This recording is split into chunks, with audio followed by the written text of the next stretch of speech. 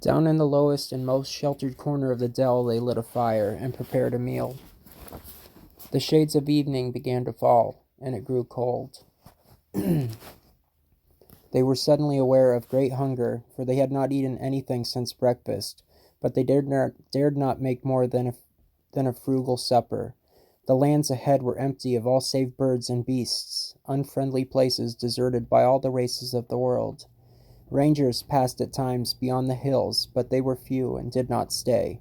Other wanderers were rare and of evil sort. Trolls might stray down at times out of the northern valleys of the misty mountains. Only on the road would travelers be found, most often dwarfs, hurrying along on business of their own, and with no help and few words to spare for strangers. "I don't see how our food can be made to last," said Frodo. "We have been careful enough in the last few days, and this supper is no feast, but we have used more than we ought. If we have 2 weeks still to go, and perhaps more." "There is food in the wild," said Strider. "Berry, root, and herb, and I have some skill as a hunter in need.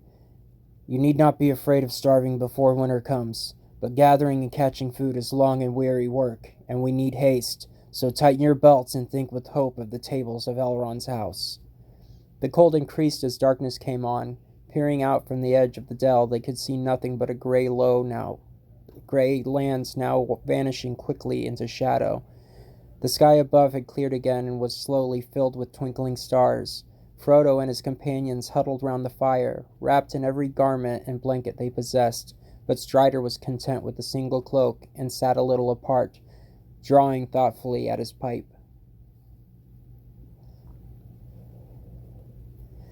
As night fell and the light of the fire began to shine out brightly, he began to tell them tales to keep their minds from fear. He knew many histories and legends of long ago, of elves and men and the good and evil deeds of the elder days. They wondered how old he was and where he had learned all of this lore. "Tell us of Gil-galad," said Merry suddenly, when he paused at the end of a story of the elf kingdoms. "Do you know any more of that old lay that you spoke of?" "I do indeed," answered Strider. "So also does Frodo, for it concerns us closely." Merry and Pippin looked at Frodo, who was staring into the fire. "I know I know only the little that Gandalf has told me," said Frodo slowly. "Gil-galad was the last of the great elf kings of Middle-earth. Gil-galad is starlight in their tongue. With Elendil, the elf friend, he went to the land of—" "No," said Strider, interrupting. "I do not think that tale should be told now, with the servants of the enemy at hand. If we win through to the house of Elrond, you may hear it there, told in full." "Then tell us some other tale of the old days," begged Sam. "A tale about the elves before the fading time. I would dearly like to hear more about elves. The dark seems to press round so close." "I will tell you the tale of Tinuviel," said Strider, "in brief, for it is a long tale of which the end is not known, and there are none now except Elrond that remember it all aright as it was told of old. It is a fair tale, though it is sad, as are all the tales of Middle-earth, and yet it may lift up your hearts." He was silent for some time, and then began not to speak, but to chant softly. The leaves were long, and the grass was green, the hemlock umbels tall and fair, and in the glade a light was seen, of stars and shadow shimmering. Tinuviel was dancing there, to music of a pipe unseen. The light of stars was in her hair, and in her remnant glimmering. There Beren came from mountains cold, and lost he wandered under leaves. And where the elven river rolled, he walked alone and sorrowing. He peered between the hemlock leaves, and saw in wonder flowers of gold, upon her mantle and her sleeves, and her hair like shadow flowing. Enchantment healed his weary feet, then over hills were doomed to roam. And forth he hastened strong and fleet, and grasped at moonbeams glistening. Through woven woods, in elven home, she lightly fled on dancing feet, and left him lonely still to roam, in the silent forest listening. He heard there oft the flying sound of feet as light as leaden leaves, or music welling underground in hidden hollows quavering. Now withered lay the hemlock sheaths, and one by one, with sighing sound, whispering fell the beechen leaves in the wintry woodland wavering. He sought her ever, wandering far, where leaves of years were thickly strewn, by light of moon and ray of star, in frosty heavens shivering. Her mantle glinted in the moon, as on a hilltop high and far she danced, and at her feet was strewn a mist of silver quivering. When winter passed, she came again, and her song released the sudden spring, like rising lark and falling rain, and melting water bubbling. He saw the elven flowers spring about her feet and healed again. He longed by her to dance and sing upon the grass untroubling. Again she fled, but swift he came. Tinuviel, Tinuviel. He called her by her elvish name, and there she halted listening. One moment stood she, and a spell his voice laid on her. Beren came, and doom fell on Tinuviel, that in his arms lay glistening. As Beren looked into her eyes, within the shadows of her hair, the trembling starlight of the skies, he saw their mirrored shimmering. Tinuviel, the elven fair, immortal maiden, elven wise, about him cast her shadowy hair, and arms like silver glimmering. Long was the way that fate them bore, o'er stony mountains cold and gray, through halls of iron and darkling door, the woods of nightshade morrowless. The sunderling seas between them lay, and yet at last they met once more, and long ago they passed away, in the forest singing sorrowless. Strider sighed and paused before he spoke again. That is a song, he said, in the model that is called An Thenanth among the elves, but it is hard to render in our common speech, and this is but a rough echo of it. It tells of the meeting of Beren, son of Barahir, and Luthien Tinuviel. Beren was a mortal man, but Luthien was the daughter of Thingol, a king of elves upon Middle-earth when the world was young. And she was the fairest maiden that had ever been among all the children of the world. As the stars above the mists of the northern lands were her loveliness, and in her face was a shining light. In those days, the great enemy of whom Sauron of Mordor was but a servant, dwelt in Angband in the north, and the elves of the west, coming back to the Middle-earth, made war upon him to regain the Silmarils which he had stolen. And the fathers of men aided the elves, but the enemy was victorious, and Barahir was slain, and Beren, escaping through great peril, came over the mountains of terror into the hidden kingdom of Thingol in the forest of Neldoreth. There he beheld Luthien singing and dancing in a glade beside the enchanted river Escalduin, and he named her Tinuviel, that is, nightingale in the language of old. Many sorrows befell them afterwards, and they were parted long. Tinuviel rescued Beren from the dungeons of Sauron, and together they passed through great dangers, and cast down even the great enemy from his throne, and took from his iron crown one of the 3 Silmarils, brightest of all jewels, to be the bride price of Luthien to Thingol her father. Yet at the last Beren was slain by the wolf that came from the gates of Angband, and he died in the arms of Tinuviel.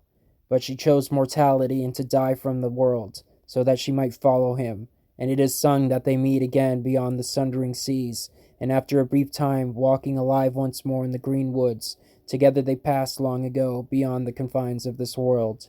So it is that Luthien Tinuviel, alone of the elf kindred, had died indeed and left the world, and they have lost her whom they most loved. But from her the lineage of the elf lords of old descended among men.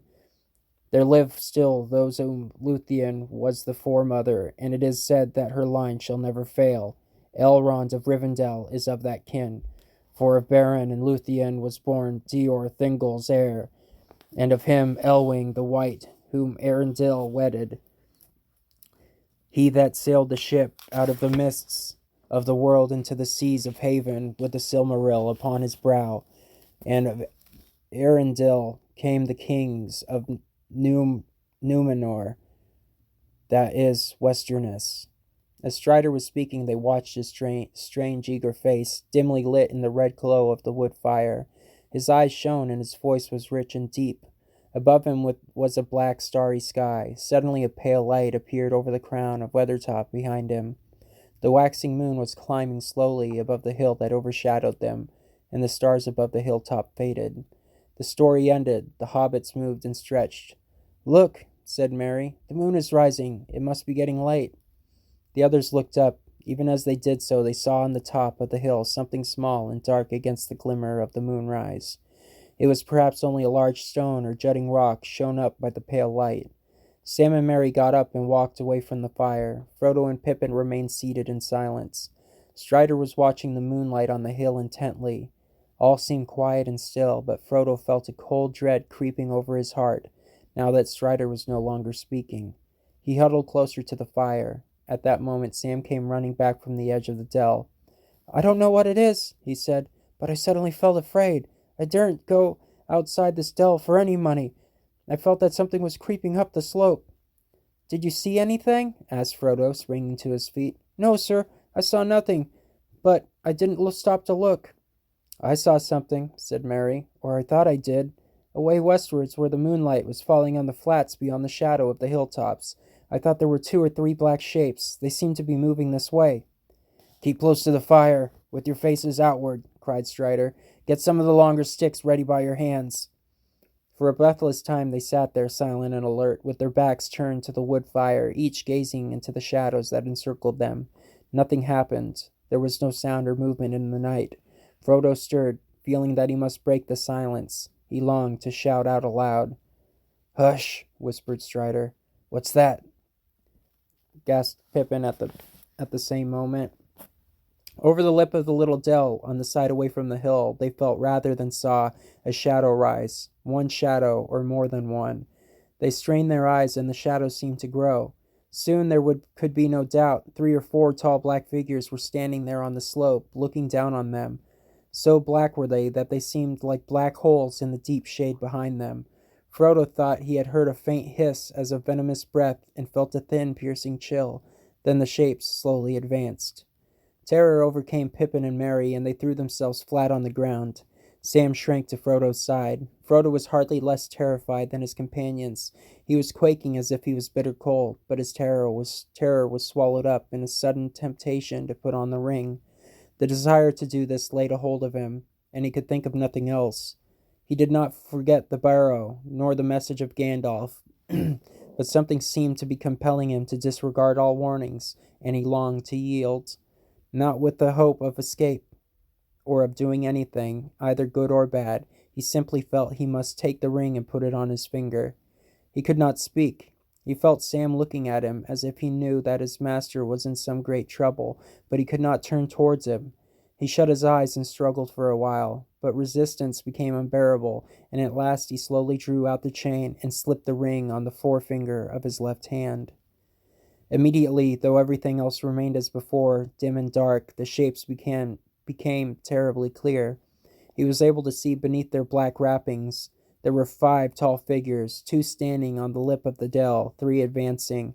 In their white faces burned keen and merciless eyes.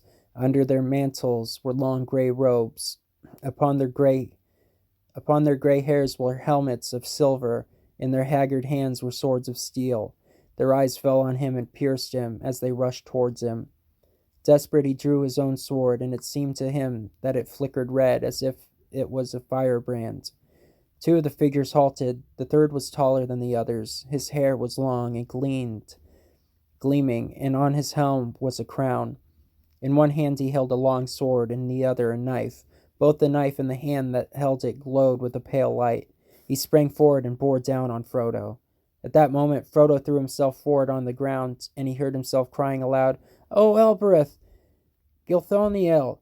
At the same time he struck at the feet of his enemy. A shrill cry rang out in the night, and he felt a pain like a dart of poisoned ice pierce his left shoulder. Even as he swooned, he caught, as through a swirling mist, a glimpse of Strider leaping out of the darkness with a flaming brand of wood in either hand. With a last effort, Frodo, dropping his sword, slipped the ring from his finger and closed his right hand tight upon it. Chapter 12. Flight to the Ford. When Frodo came to himself, he was still clutching the ring desperately. He was lying by the fire, which was now piled high and burning brightly. His 3 companions were bending over him. "What has happened? Where is the Pale King?" he asked wildly.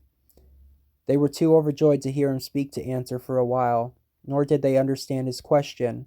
At length he gathered from Sam that they had not seen nothing but the vague shadowy shapes coming towards them.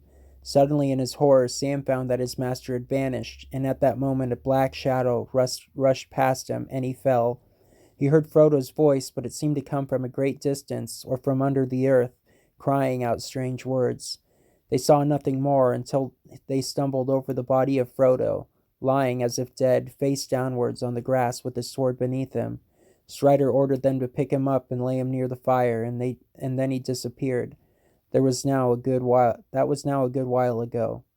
Sam plainly was beginning to have doubts again about Strider, but while they were talking he returned, appearing suddenly out of the shadows. They started, and Sam drew his sword and stood over Frodo, but Strider knelt down swiftly at his side. "I'm not a Black Rider, Sam," he said gently, "nor in league with them. I have been trying to discover something of their movements, but I have found nothing. I cannot think why they have gone and do not attack again, but there is no feeling of their presence anywhere at hand." When he heard that Frodo had to tell he became full of concern and shook his head and sighed. Then he ordered Pippin and Merry to heat as much water as they could in their small kettles, and to bathe the wound with it. "Keep the fire going well and keep Frodo warm," he said. Then he got up and walked away, and Sam called to him. "I think I understand things better now," he said in a low voice. "There seem only to have been 5 of the enemy. Why they were not all here I don't know, but I don't think they expected to be resisted. They have drawn off for the time being, but not far, I fear. They will come again another night if we cannot escape. They are only waiting because they think that their purpose is almost accomplished, and that the ring cannot fly much further. I fear, Sam, that they believe your master has a deadly wound that will subdue him to their will. We shall see." Sam choked with tears. "Don't despair," said Strider. "You must trust me now. Your Frodo is made of sterner stuff than I had guessed, though Gandalf hinted that it might prove so. He is not slain, and I think he will resist the evil power of the wound longer than his enemies expect. I will do all I can to help and heal him. Guard him well while I am away." He hurried off and disappeared again into the darkness. Frodo dozed, though the pain of his wound was slowly growing, and a deadly chill was spreading from his shoulder to his arm and his side. His friends watched over him, warming him and bathing his wounds. The night passed slowly and wearily. Dawn was growing in the sky, and the dell was filling with gray light when Strider at last returned. "Look!" he cried, and stood. Stooping, he lifted from the ground a black cloak that had lain there, hidden in the darkness. A foot above the lower hem there was a slash. "This was the stroke of Frodo's sword," he said. "The only hurt that it did to his enemy, I fear, for it is unharmed. But all blades pierce that dreadful king. More deadly to him was the name of Elbereth. And more deadly to Frodo was this." He stooped again and lifted up a long, thin knife. There was a cold gleam in it. As Strider raised it, they saw that near the end its edge was notched and the point was broken off. But even as he held it up in the glowing light, they gazed in astonishment, for the blade seemed to melt and vanish like a smoke in the air, leaving only the hilt in Strider's hand. "Alas!" he cried. "It was this accursed knife that gave the wound. Few now have the skill in healing to match such evil weapons, but I will do what I can." He sat down on the ground, and taking the dagger hilt, laid it on his knees. He sang over it a slow song in a strange tongue. Then, setting it aside, he turned to Frodo, and in a soft tone spoke words the others could not catch. From the pouch at his belt he drew out long leaves of a plant. "These leaves," he said, I have walked far to find, for this plant does not grow in the bare hills, but in the thickets away south of the road. I found it in the dark by the scent of its leaves. He crushed a leaf in his fingers, and it gave out a sweet and pungent fragrance. It is fortunate that I could find it, for it is a healing plant that the men of the West brought to Middle Earth. Ethel, as they named it, and it grows now sparsely, and only near places where they dwelt or camped of old, and it is not known in the north, except to some who wander in the wild. It has great virtues, but over such a wound as this, its healing powers may be small. He threw the leaves into boiling water and bathed Frodo's shoulder. The fragrance of the steam was refreshing, and those that were unhurt felt their minds calmed and cleared. The herb had also some power over the wound, for Frodo felt the pain and also the sense of frozen cold lessen in his side, but the life did not return to his arm, and he could not raise or use his hands. He bitterly regretted his foolishness and reproached himself for weakness of will, for he had now perceived that in putting on the ring he obeyed not his own desire, but the commanding wish of his enemies. He wondered if he would remain maimed for life, and how they would now manage to continue their journey. He felt too weak to stand. The others were discussing this very question. They quickly decided to leave Weathertop as soon as possible. I think now, said Strider, that the enemy has been watching this place for some days. If Gandalf ever came here, then he must have been forced to ride away, and he will not return. In any case, we are in great peril here after dark, since the attack of last night, and we can hardly meet greater danger wherever we go. As soon as the daylight was full, they had some hurried food and packed. It was impossible for Frodo to walk, so they divided the greater part of their baggage among the four of them and put Frodo on the pony. In the last few days, the poor beast had improved wonderfully. It already seemed fatter and stronger, and had begun to show an affection for its new masters, especially for Sam. Bill Ferny's treatment must have been very hard, for the journey in the wild to seem so much better than its former life. They started off in a southerly direction. This would mean crossing the road, but it was the quickest way to more wooded country, and they needed fuel, for Strider said that Frodo must be kept warm, especially at night, while the fire would be some protection for them all. It was also his plan to shorten their journey by cutting across another great loop of the road. East beyond Weathertop, it changed its course and took a wide bend northwards. They made their way slowly and cautiously round the southwestern slopes of the hill, and came in a little while to the edge of the road. There was no sign of the riders, but even as they were hurrying across, they heard far away two cries, a cold voice calling and a cold voice answering. Trembling, they sprang forward and made for the thickets that lay ahead. The land before them sloped away southwards, but it was wild and pathless. Bushes and stunted trees grew in dense patches, with wide barren spaces in between. The grass was scanty, coarse, and gray, and the leaves in the thickets were fading and falling. It was a cheerless land, and their journey was slow and gloomy. They spoke little as they trudged along. Frodo's heart was grieved as he watched them walking beside him, with their heads down and their backs bowed under their burdens. Even Strider seemed tired and heavy-hearted. Before the first day's march was over, Frodo's pain began to grow again, but he did not speak of it for a long time. 4 days passed, without the ground or the scene changing much, except that behind them Weathertop slowly sank, and before them the distant mountains loomed a little nearer. Yet since that far cry they had seen and heard no sign that the enemy had marked their flight or followed them. They dreaded the dark hours, and kept watch in pairs at night, expecting at any time to see black shapes stalking in the gray night, dimly lit by the cloud-veiled moon. But they saw nothing and heard no sound but the sigh of withered leaves and grass. Not once did they feel the sense of present evil that had assailed them before the attack in the dell. It seemed too much to hope that the riders had already lost their trail again. Perhaps they were waiting to make some ambush in a narrow place. At the end of the 5th day, the ground began once more to rise slowly out of the wide, shallow valley into which they had descended. Strider now turned their course again northeastwards, and on the 6th day they reached the top of a long, slow-climbing slope, and saw far ahead Far ahead, a huddle of wooded hills. Away below them, they could see the road sweeping round the feet of the hills, and to their right a gray river gleamed pale in the thin sunshine. In the distance, they glimpsed yet another river in a stony valley, half veiled in mist. "I'm afraid we must go back to the road here for a while," said Strider. "We have now come to the river Horwell, that the elves call Mithithiel. It flows down out of the Etten Moors, the Troll Fells north of Rivendell, and joins the Loudwater away in the south.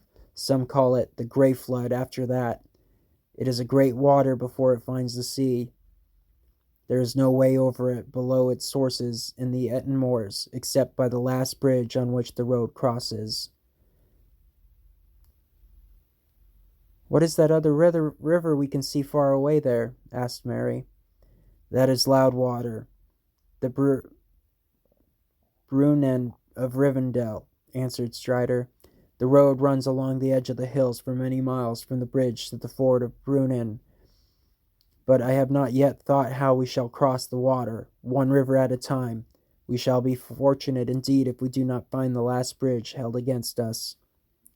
Next day, early in the morning, they came down again to the borders of the road. Sam and Strider went forward, but they found no sign of any travelers or riders. Here, under the shadow of the hills, there had been some rain. Strider judged that it had fallen 2 days before and had washed away all footprints. No horseman had passed since then, as far as he could see. They hurried along with all the speed they could make, and after a mile or two they saw the last bridge ahead, at the bottom of a short steep slope. They dreaded to see black figures waiting there, and they saw none. Strider made them take cover in a thicket at the side